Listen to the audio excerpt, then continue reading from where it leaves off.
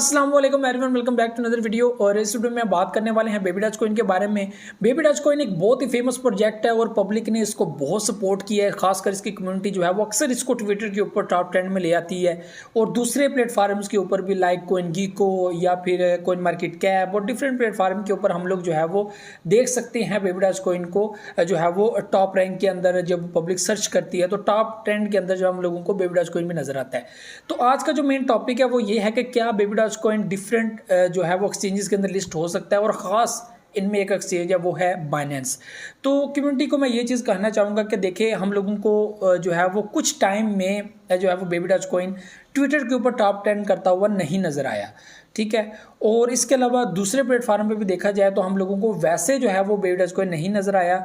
जो छोटी एक्सचेंजेस हैं लाइक जो मीम्स को ज़्यादा जो है वो सपोर्ट करती है, मीम्स ज़्यादा लिस्ट करती हैं, ठीक है, और वहाँ पे लोग ज़्यादा जो है वो मीम्स ही सर्च करते हैं, तो वहाँ पे हम लोगों को जो है वो बेबी डॉज कॉइन या दूसरे प्रोजेक्ट जो है वो हम लोगों को टॉप रैंक करते हुए नज़र आए हैं। अगर यहाँ पे बात की जाए मीम्स में से सबसे ज़बरदस्त किस्म का प्रोजेक्ट तो वो शिबा इनू है और हम लोग बाइनेंस के अंदर भी उसको जो है वो देख सकते हैं कि उसकी रैंकिंग अभी तक नहीं गिरी। जब भी उसकी सर्चिंग में बात आती है तो कभी वो 7th नंबर पर रैंक कर रहा होता है, कभी 4th नंबर पर रैंक कर रहा होता है, कभी वो 3 नंबर पर रैंक कर रहा होता है, कभी वो 10th नंबर पर होता है। वो हमेशा टॉप 10 के अंदर ही जो है वो करता है क्योंकि उसकी कम्युनिटी बहुत ज़्यादा स्ट्रॉन्ग है। लेकिन यहाँ पे बात की जाए इन्वेस्टमेंट की तो इन्वेस्टमेंट के लिहाज से जो है वो बेबी डॉज कॉइन काफ़ी ज़्यादा डाउन आ चुका है और यहाँ पे जो है वो बड़ी एक्सचेंजेस को एक अच्छी खासी इन्वेस्टमेंट चाहिए, यानी कि वो कोई भी कॉइन लिस्ट करते हैं तो उसकी एक अच्छी इन्वेस्टमेंट होनी चाहिए, ठीक है, और एक क्राइटेरिया है उनका जो कंप्लीट करना चाहिए, लाइक कितने मिलियंस डॉलर जो है वो उसकी जो है वो ट्रांजैक्शन बाय एंड सेलिंग होनी चाहिए। तो वैसा अभी सीन बेबी डॉज कॉइन के अंदर नहीं है। तो अगर हम लोग देखें तो फ्लोकिनो के अंदर 40 मिलियन यूएसडी की जो है वो सबसे ज़्यादा उसकी जो है वो बाइंग एंड सेलिंग है। उसके बाद अगर बात की जाए बेबी डॉज कॉइन की तो बेबी डॉज कॉइन की जो बाइंग एंड सेलिंग है वो हमारी जो है वो बनती है इन 24 आवर 4 मिलियन 5 मिलियन डॉलर की जो है वो हमारी बनती है। लेकिन अभी वो कम हो चुकी है, काफ़ी ज़्यादा कम हो चुकी है। तो ये चीज़ बेसिकली नोट करने वाली है बड़ी एक्सचेंजेस के लिए। जो बड़ी एक्सचेंजेस जो है वो जाहिर सी बात है, अब ये मीम है, ये किसी कॉन्टैक्ट पे, उसके बाद इनकी सप्लाई इतनी ज़्यादा है और कोई भी इनका कोई फ्यूचर प्लान अभी जो है वो शो नहीं किया गया। लेकिन जस्ट इनका ये प्लान है कि इनको बड़ी जो है वो प्लेटफार्म के ऊपर लिस्ट कर दिया जाए। जैसा रोड मैप शिबा इनू का वैसा इनका नहीं है।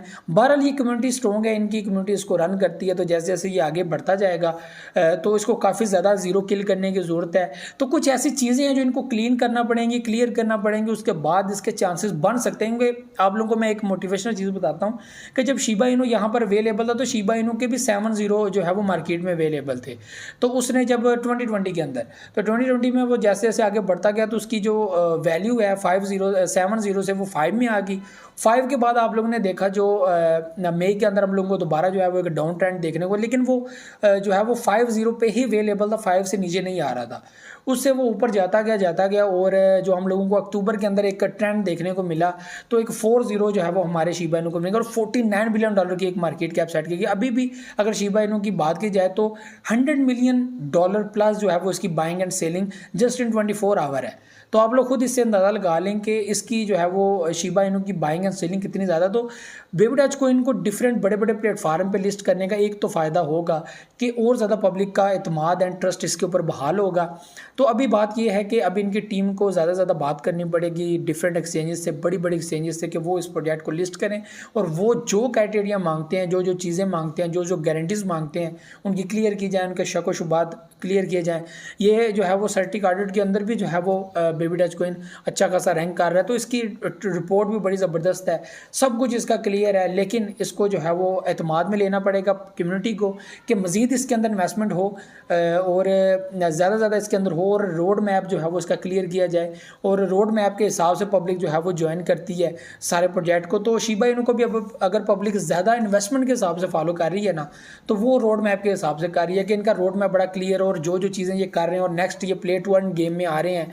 तो आपको पता है कि जैसे उन्होंने अनाउंस किया था मेटावर्स तो वैसे ये आ गया, तो अभी तक इनका मेटावर्स का सही सिस्टम नहीं है। बहरहाल एनएफटीज के अंदर जो है वो यहाँ पर बड़े बड़े नाम जो है वो बेबी डॉज कॉइन के साथ जुड़ गए हैं। वो कह रहे हैं कि हम लोग इनके साथ काम करेंगे और एनएफटीज वगैरह जनरेट करेंगे, इस तरह के प्लेटफार्म में बेबी डॉज कॉइन की काफ़ी हेल्प करेंगे। तो बेबी डॉज कॉइन के जो है वो काफ़ी ज़्यादा एनएफटीज जो हैं वो बड़ी तादाद में और महंगे जो है वो बिके हैं, ये भी एक बात देखने वाली है। तो बाइनेंस के ऊपर फिल वक्त मुझे नहीं लगता कि ये लिस्ट होगा, क्योंकि आपको मैंने बता दिया है कि $100 मिलियन से भी ज़्यादा जो है वो शिबा इनू की buying and selling just in 24 hour है। ठीक है, तो इसकी आप लोग देख लें, फ्लोकी इनू की इससे ज़्यादा है।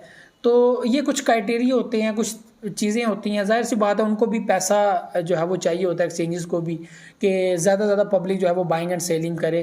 तो ऐसे प्रोजेक्ट को वो डीलिस्ट कर देते हैं जहाँ से कम्युनिटी पैसा बाइंग एंड सेलिंग ख़त्म कर देती है, कम कर देती है, तो उनको डीलिस्ट भी बड़ी जल्दी वो कर दे। बाइनेंस ने बहुत प्रोजेक्ट डीलिस्ट किए हैं, अच्छे अच्छे प्रोजेक्ट डीलिस्ट किए हैं जो है वो अपने एक्सचेंज के अंदर से।